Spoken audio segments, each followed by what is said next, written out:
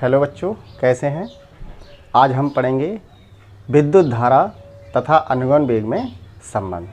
क्या होता है बेटा, इसके लिए सबसे पहले एक चित्र बनाते हैं। जैसे कि आप देख रहे हैं कि ये कोई एक चालक तार है और अनुप्रस्थ परिच्छेद क्षेत्रफल इसका कैपिटल ए है।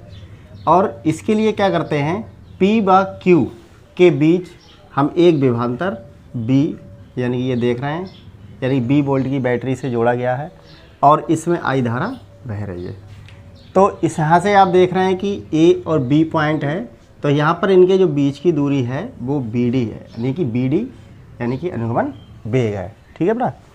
तो इसमें क्या करते हैं, सबसे पहले हमें क्या करना है, यानी कि T समय में आप देख रहे हैं इस तरीके से, यानी कि T समय में किसी परिच्छेद से गुजरने वाला आवेश, यानी कि आवेश Q है और समय T दे रखा है।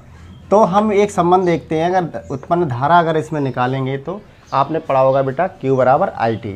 तो यानी Q बराबर IT से हम यहाँ पर I की वैल्यू निकालेंगे, जिसका मान होता है I बराबर Q बटे T। ठीक है बेटा।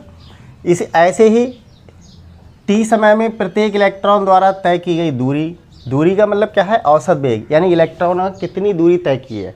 तो दूरी तय करने के लिए क्या करते हैं कि यानी कि वेग गुणा समय, यानी कि औसत वेग गुणा समय, यानी कि इसका मतलब औसत वेग कितना है, BD। आप देख रहे हैं ये, यानी कि इलेक्ट्रॉनों ने जो दूरी तय की है वो BD की है। ठीक है। और समय कितना लिया होगा, स्मॉल lt। तो यानी कि इसमें जो दूरी हो गई वो BD इंटू T के बराबर हो गई। ठीक है। अब बेलन में इलेक्ट्रॉनों की संख्या, यानी कि टोटल आप देख रहे हैं इसमें बेलन में इलेक्ट्रॉनों की संख्या कितनी है टोटल, यानी कि मान लीजिए इलेक्ट्रॉन की संख्या स्मॉल n है। अब बेलन में कितनी है, तो इसको हमने कैपिटल N से प्रदर्शित किया है। तो यानी कि कैपिटल N देख रहे हैं आप, और स्मॉल n इंटू बेलन का आयतन। आयतन का मतलब टोटल, यानी बेलन का आयतन जब निकालेंगे तो इसमें क्षेत्रफल, परिच्छेद क्षेत्रफल और अनुगमन वेग और समय, तो हमारा क्या आ जाएगा NA BD इंटू T। ठीक है बेटा। अगर हम इसमें देखें कि यानी कि संख्या दे रखी है बेलन में, यानी Q बराबर NE। NE क्या है, बेलन में टोटल इलेक्ट्रॉनों की संख्या, Q बराबर NE। तो आप देख रहे हैं Q बराबर NE है। अब Q बराबर NE से यानी कि आप देख रहे हैं कि N तो है, N का मान हमने यहाँ से लगा दिया। इसको आप कह दीजिए समीकरण नंबर 2 कह देंगे। समीकरण 2 से आप यहाँ वैल्यू लगा दीजिए। समीकरण 2 से यानी जब आप वैल्यू लगाएंगे समीकरण 2 से, ठीक है। तो जब यहाँ वैल्यू लगाई आपने तो Q बराबर NE, यानी कि एक फार्मूला क्या होगा, यानी यहाँ पे नहीं, आप यहाँ पे लिखिए इस तरीके से, यहाँ पे ये दे रखें या ऐसे ही रहने दीजिए, इसको कोई दिक्कत नहीं है।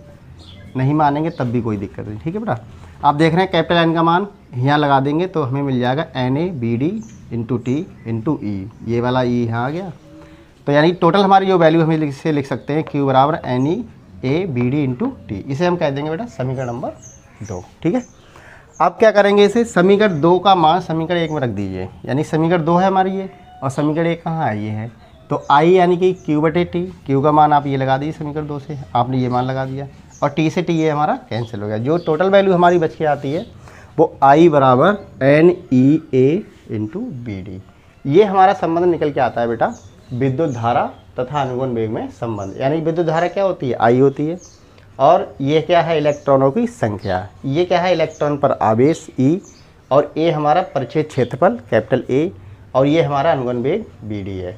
तो यानी कि ये हमारा फार्मूला निकल के आता है विद्युत धारा तथा अनुगमन वेग में संबंध। ठीक है बेटा।